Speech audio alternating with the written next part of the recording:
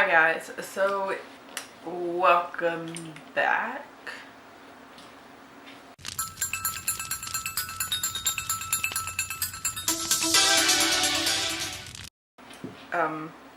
Things are different. So I am in the process of a move. A lot of my books are still packed up. My bookshelves are not put together. I've had to find a new place for my crate bookshelf. This is my August TBR / announcement video.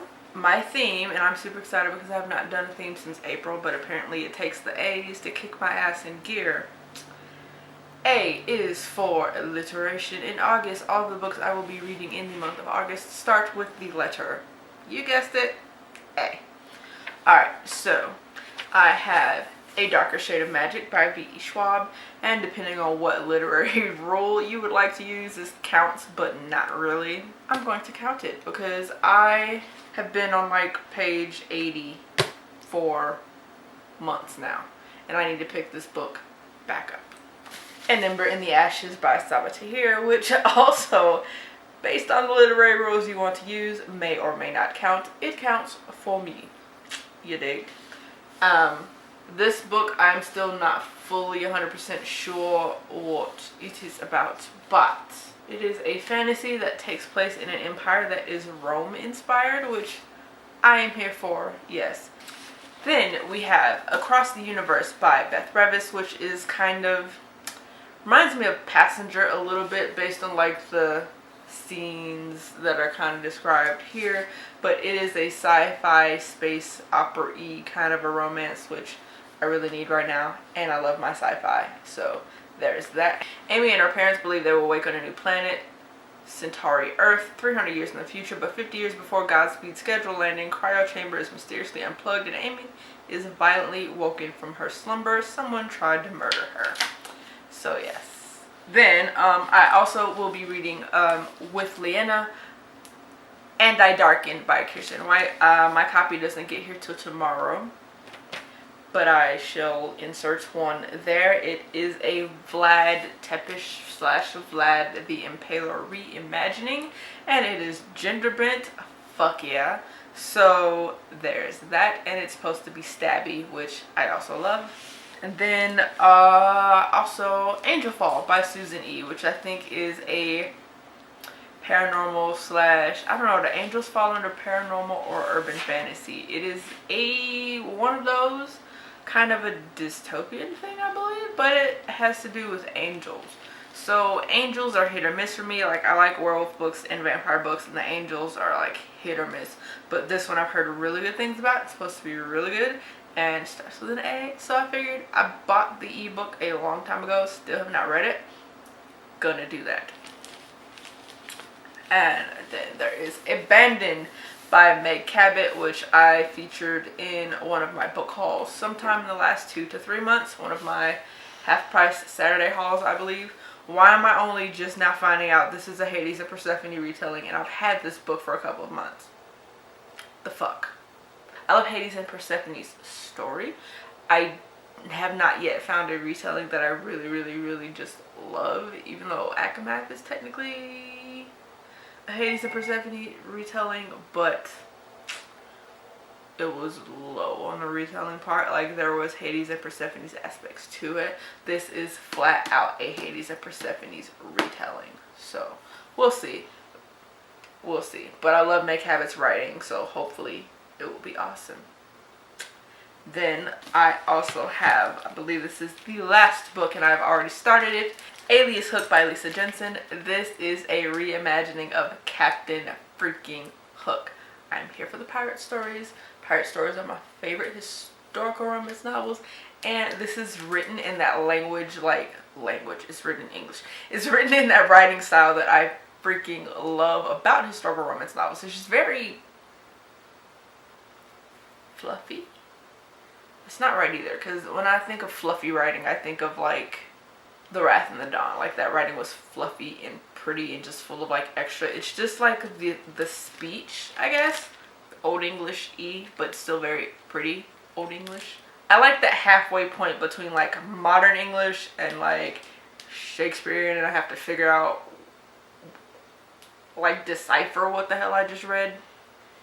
because I'm one of those people that have to go wait and think about and make sure what I read was what I thought I read, when it's like, it's weird because I have to do that with Shakespeare, but I can read the Homer and the Iliad, no friggin' problem.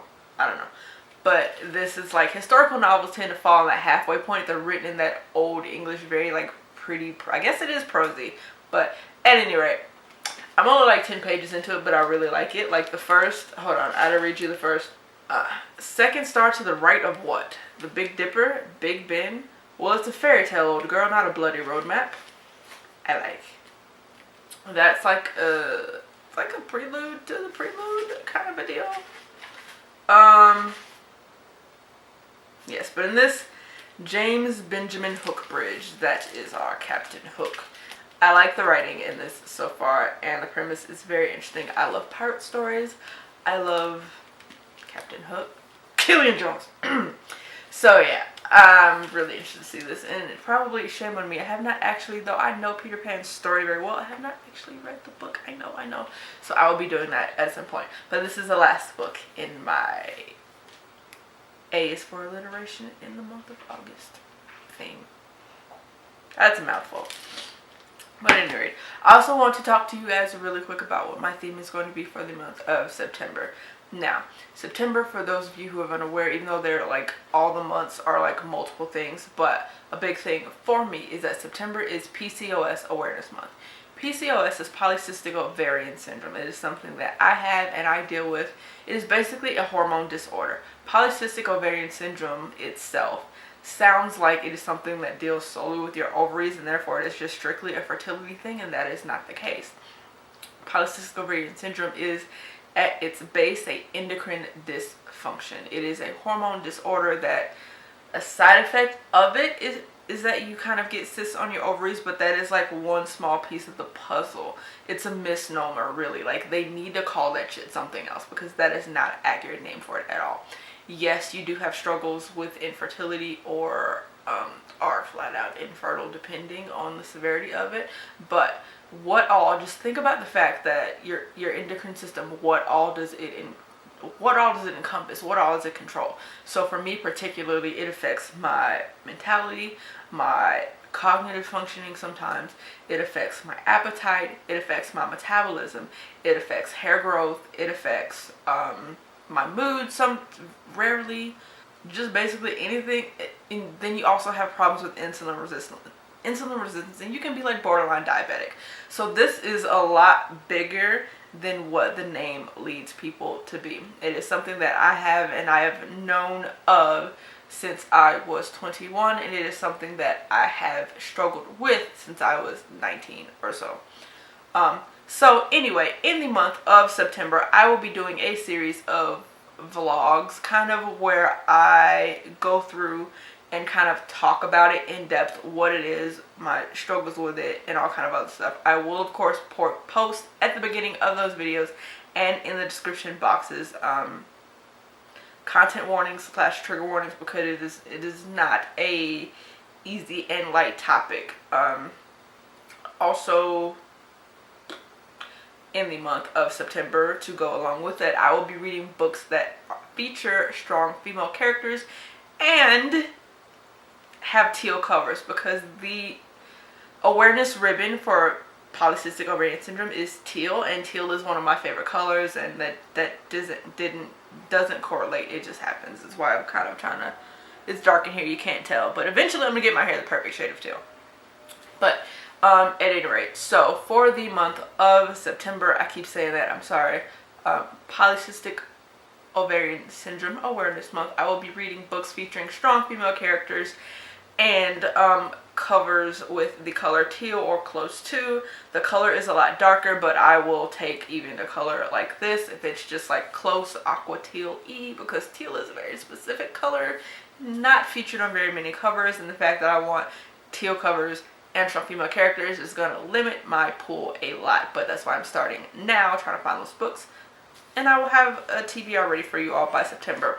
But the reason I'm posting this now is because I am kind of asking for participation a little bit, just kind of like to either bring awareness to it, or to see if there are even any of you who have it, or who know of anyone with it, or who don't know anything about it and would like to know more about it. That is the reason I will be posting the vlogs as well as the book reviews, to give you all chances to ask me questions, to hear my story if anyone is interested.